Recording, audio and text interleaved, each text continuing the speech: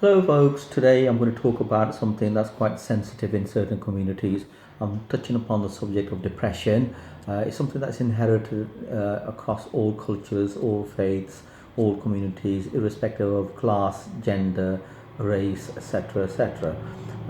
In particular, I suppose in some communities, as an example, the Pakistani community is hardly spoken of, and it's a silent disease. It's happening. It continues to happen, and it affects a lot of people across age, across social background, financial background, job occupation, and I think there all should be more services in place that should be there to support these people. 30 years so working in the social work profession as a qualified social worker, I have worked with people suffering depression, and these are my own thoughts.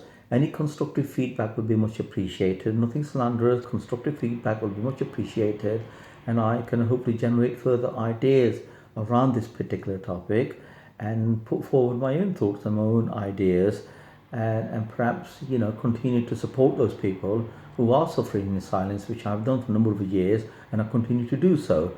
So this is my latest kind of offering, and again, please read into the words and really analyze what I'm trying to say, rather than not hearing or what I'm hoping to put across.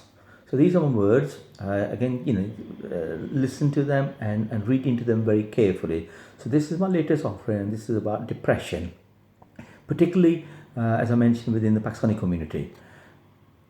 Here goes. Okay. Good night and happy to help. Words very seldom acquired.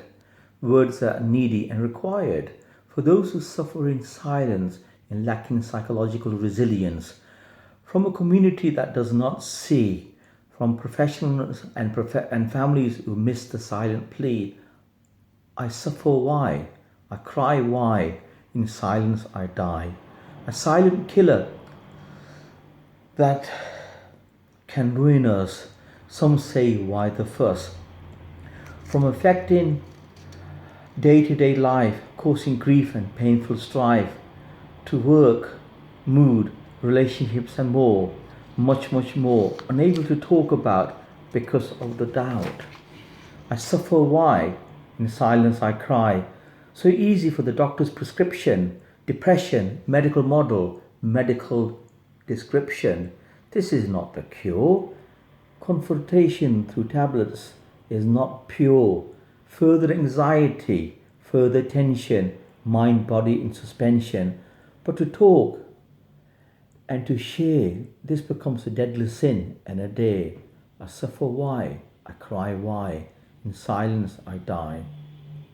So I hope those words touched your heart, because in this particular poem I was coming from the perspective of we, I third person, and also the perspective of I, the first person.